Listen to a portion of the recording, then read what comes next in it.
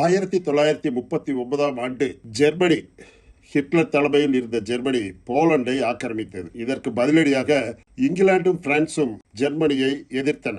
ஜப்பானும் இத்தாலியும் ஜெர்மனிக்கு ஆதரவாக குரல் கொடுத்தது. இப்படித்தான் இரண்டாம் உலகப் போர் அன்று ஆரம்பித்தது 1939 ஆண்டில்.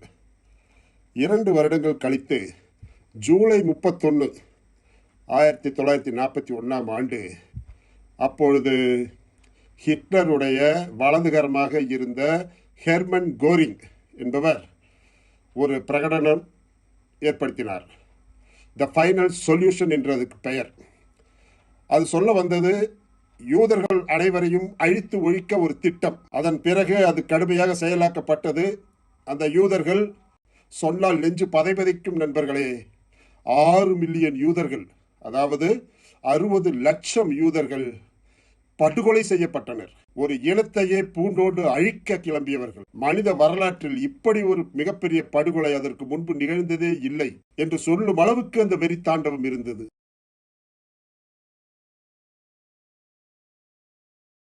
அப்படிப்பட்ட கொடுமையான ஒரு நிகழ்வு நடக்க சங்கு ஊதப்பட்ட தினம்தான் இந்த ஜூலை 31.